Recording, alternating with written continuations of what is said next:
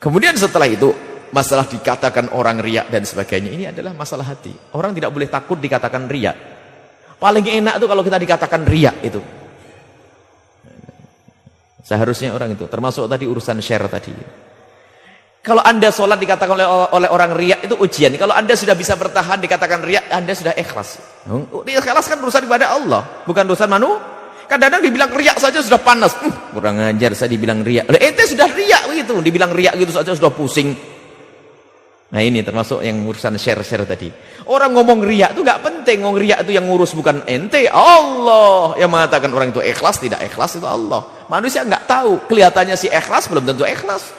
Dan kelihatannya adalah riak belum tentu riak. Sebab yang tahu hanya Allah. Nah ini tadi. Jadi Anda tidak usah peduli masalah ini apa kata orang nih. Kalau sudah mikir katanya orang itu nanti saya dibilang riak. Oh, hanya pengen takut dibilang riak ente. Jadi takut dibilang riak itu hakikat riak. Kok takut dibilang riak? Berarti pengen dibilang oh ini orang ikhlas. Iya ikhlas. Bukan itu. Kemudian urusan share, Anda tanggung jawab di hadapan Allah. Kalau Anda ingin memindahkan satu ilmu ke orang lain, Anda harus tahu. Kami itu paling hati-hati. Kalau ada sebuah ilmu kok membawa nama yang membawa bid'ah, saya tidak akan tulis itu.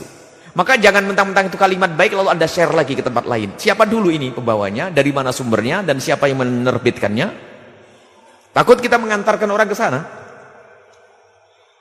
Share video, share apapun harus Anda tahu ini siapa, isinya apa, dan orang mana. Bukan hanya sekedar baik lalu Anda berikan ke orang lain. Tidak begitu caranya. Ilmu itu harus jelas. Mungkin itu kalimat baik.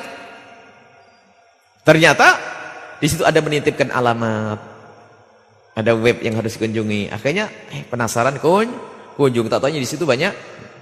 Kalau orang menjerumuskan itu selamanya dengan bahasa lembut. Jadi tidak semua kebaikan yang dihadirkan itu tujuannya baik.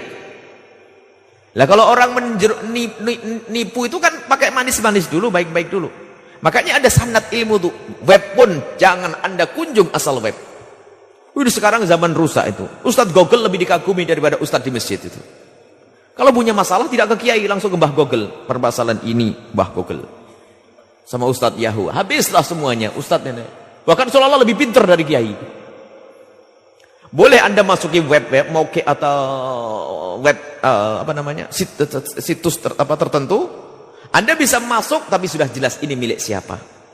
Dan Anda kalau mendapatkan kiriman, kalau itu baik untuk Anda simpan. Tapi Anda tidak boleh menyebarkan kecuali tahu betul ini milik siapa dan tujuannya seperti apa.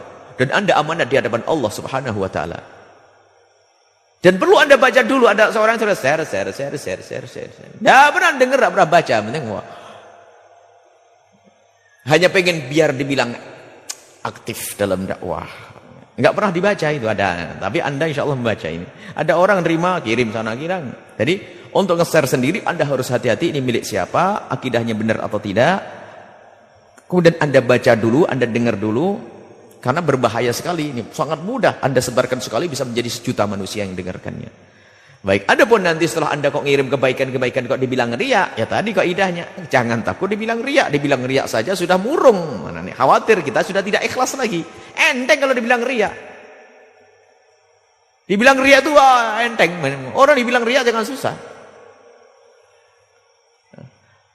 Orang tidak ada yang tahu kalau orang itu riak. Seperti halnya orang tidak tahu kalau ikhlas. Bahkan ikhlas kalau diucapkan di dia tidak ikhlas lagi. Saya itu ikhlas. Enggak. Ikhlas itu hanya karena Allah. Ngapain kamu kasih tahu saya kalau kamu ikhlas? Sehingga kalau orang sudah ngomong ikhlas, enggak ikhlas lagi. Gugur keikhlasannya sudah. Saya itu ikhlas lillahi ta'ala. Cuman kok. Nah ada cumanya. Atau sebaliknya dibilang riya. Alhamdulillah. Saya dibilang riya ini ditutup berarti. Ketulusanku ditutup. Alhamdulillah. Jadi amalku ditutup. Kalau orang dibilang riak bersyukurlah. Tanda kalau Anda ikhlas, di saat dibilang riak Anda tentrem. Tapi kalau Anda guna, gimana aja bilang riak. Oh sudah langsung Anda tidak ikhlas. Paling tidak ikhlasnya manusia. Siapapun. Kalau dibilang riak saya sudah gundah. Ya sudah tidak tak kirim lagi. Sudah saya niatnya baik lah. Assalamualaikum. Wah sudah marah ini sudah. Ini tidak ikhlas ini. Kalau Anda dibilang riak, alhamdulillah terima kasih syukron. Kamu mengingatkan saya. Semoga saya bisa lebih baik lagi.